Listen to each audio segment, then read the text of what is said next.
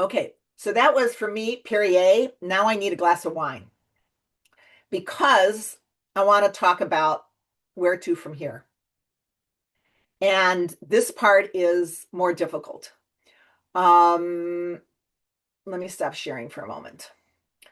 So, we are experiencing what other NGOs worldwide are experiencing, and that is a lack of funding.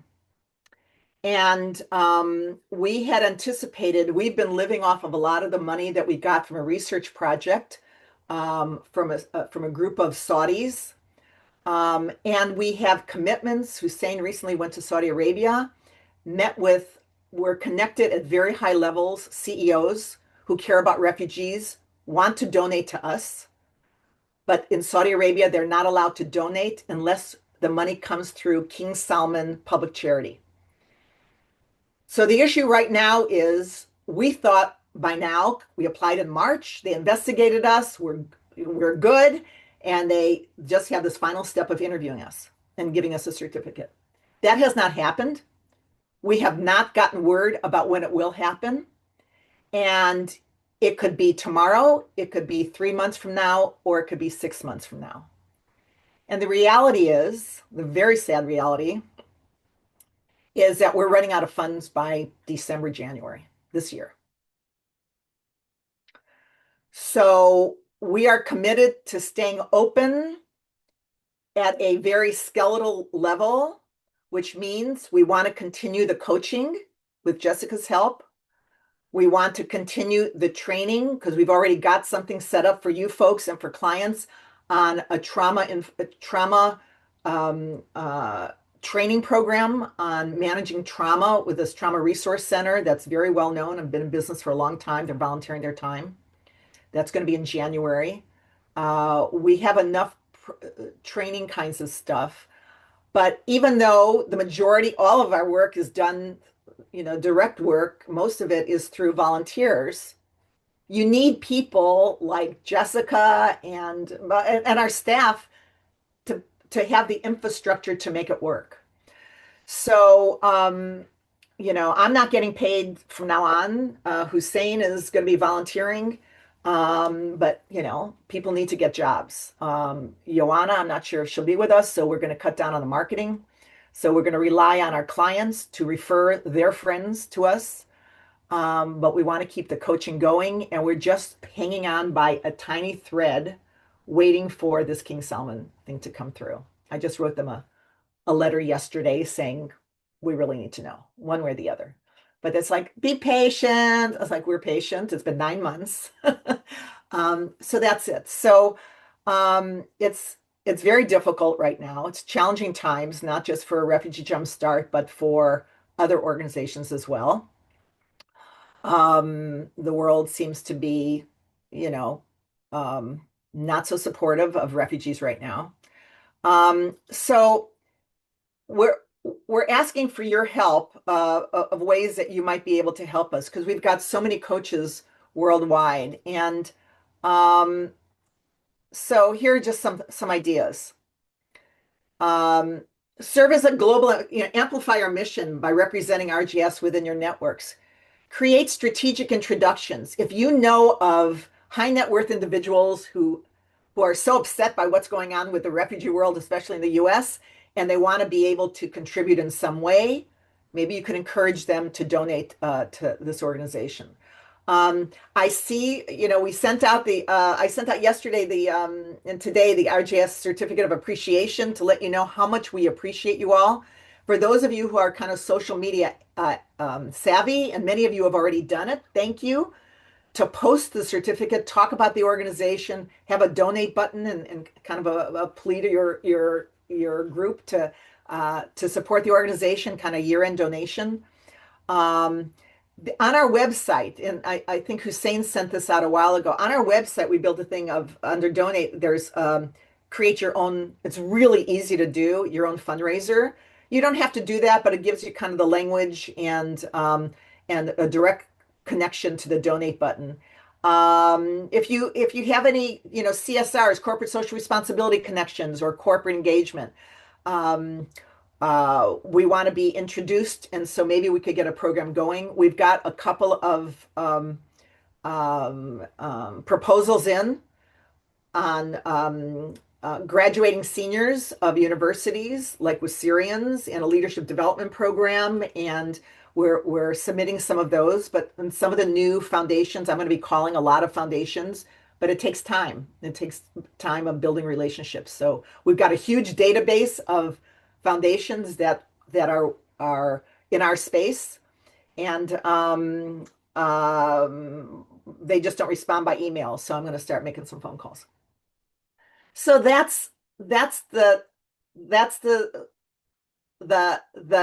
reality of this business. And unfortunately, we're not alone in this space. There are so many. I mean, I've heard of so many U.S. Refugee organizations who have had to shut down their things. In the Netherlands, Hussein was telling me that they're laying off like crazy.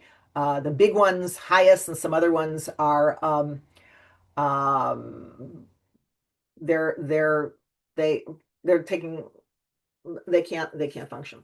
So, but in the meantime, we're committed to hanging in there for as long as we can, knowing that people need to get paid. Our few staff people who don't aren't that expensive, but we need to pay them, or else they're going to have to find some work. So that's kind of the little pin in the beautiful balloon that we created.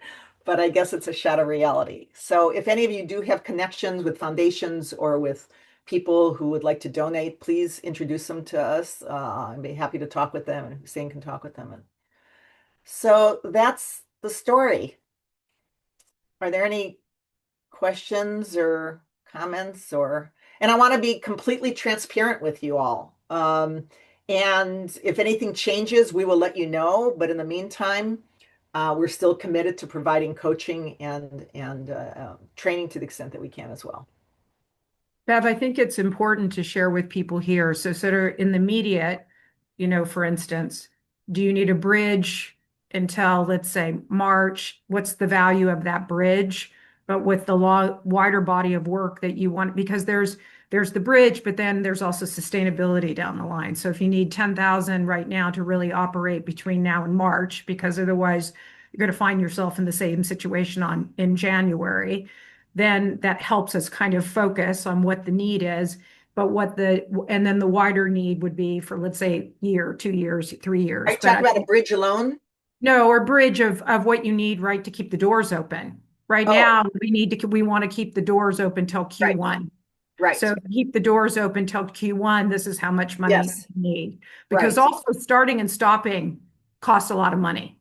for So, sure. I And we mean, can't that's stop something. because if King Salman does come in, Yeah. then we're So, I mean, stuck. it's important, I think, so people know, like, we need $25,000 to get us through Right, March 1st or right. whatever it is, so that we Well, can pay our staff and sustain the business. so funny you mentioned that, because right after this call, we're meeting with our finance guy, who our CPA bookkeeper guy, who happens to be in Sri Lanka right now, although he normally lives in LA. And so we're going to be meeting with him to get a better sense about exactly that. And we've been actively working on the budget, and reducing where we can. So yeah, maybe I'll connect. I know Sandy is an expert in this whole area, so I'm going to be connecting with you again. Any other thoughts or questions or comments? Okay. So thank you all from the bottom of our hearts. It's like someone who's saying about fight or flight. We want to fight.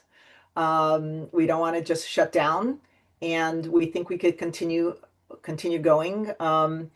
And to the extent that you can help in terms of introductions, donations, whatever you're capable of, we would appreciate it. We're not going to need that much, not as much as we have needed. The person who is helping she left the end of November because the contract was up on the entrepreneurship program. So there's some money savings there. Certificates of revision to raise the profile of our judges if you're able. Oh yeah. Oh, so so you should have all received a certificate of appreciation. So yeah, in my email, I mentioned if you want to post that, first of all, to promote your own coaching and the good work that you're doing in the world, I think is really important. And some little word about, the impact it's had on you, and to say, we're really just some thoughtful words about donating. Um, and again, we're just trying to hold on until some major, either a proposal gets accepted or the King Solomon thing happens. So I'm still hopeful. In the midst of all this, I'm still very hopeful. So we'll keep the doors open. At least for the first quarter is my commitment. All right. Thank you all. Have a wonderful holiday and a happy, healthy new year. And I'm glad that this year has been so productive for all of you, and you're really making a difference. Anna Hussein, do you want to say a few words? Yeah, I wanted to thank all the coaches, mentors, and who participate in making Refuge Jumpstart a trustworthy coaching organization for refugees also. It's not easy to gain the trust of the refugees because, we experience plenty of stuff like war, but, they trust you, they love you, and I can see from the coaching completion form, amazing stuff. Yeah. And I've been in touch with some of your clients, so it's like definitely, it's amazing. Thank you so much. Thank you. Thank you. And Jessica, you want to say a few words?